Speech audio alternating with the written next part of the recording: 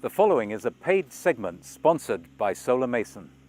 Well, one of the great mysteries to me is just how all of this greenery is able to capture sunlight and turn it into something useful.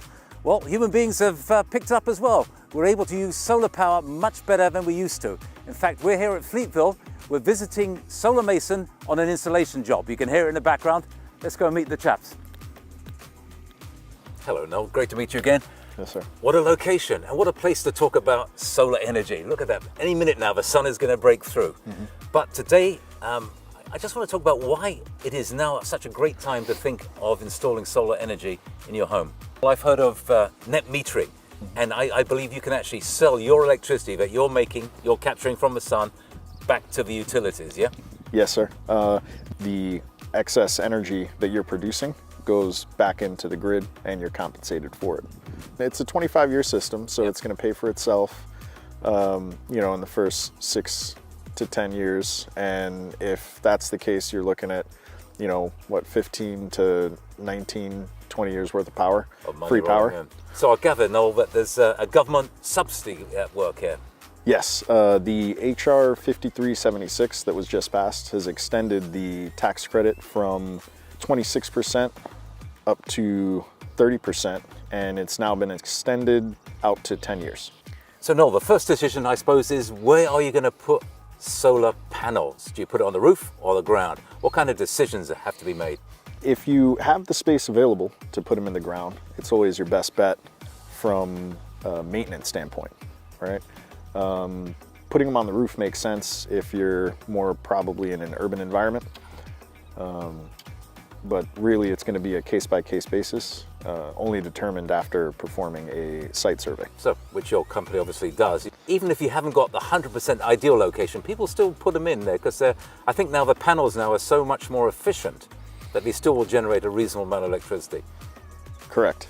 Between the hours of 10 and 2 is when the sun is highest in the sky, you're producing the most energy. Gotcha. So realistically, even if you don't have the perfect tilt or azimuth on your roof, you're still going to be generating a significant amount of electricity. So Noel, we'll buy some of the panels that you like to use. Tell us a bit about them. These here are the 480 watt Q-cell panels. We have 8 of them in each section, and about 3 sections will power the typical home. They are just over 20% efficient. So when we perform our site surveys, what we do is we get all the measurements required, sometimes via satellite imagery and LiDAR sensors, in order to figure out the actual pattern where we're going to be able to maximize the offset and the amount of solar that we can install. We are only utilizing equipment that is going to come with 25 to 30 year warranties. By year 25, they're still going to be operating at 80% of their original capacity.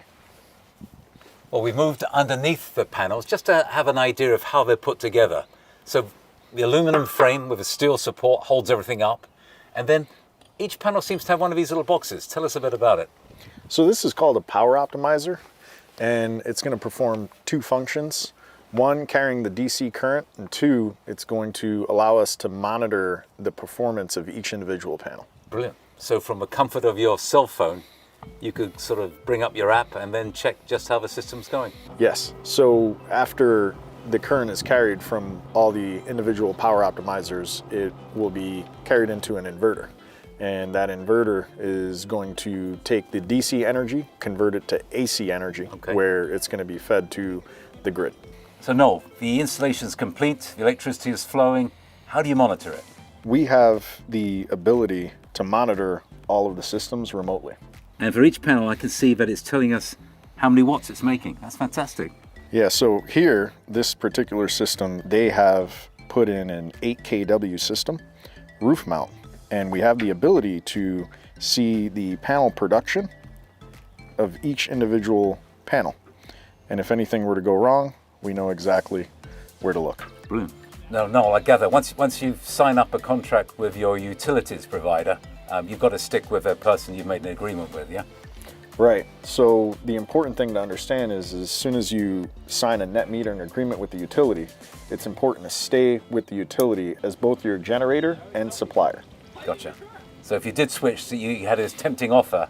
Shopping for power with variable rate is definitely something that is cautioned because as soon as the fixed term is up, the variable rate tends to skyrocket.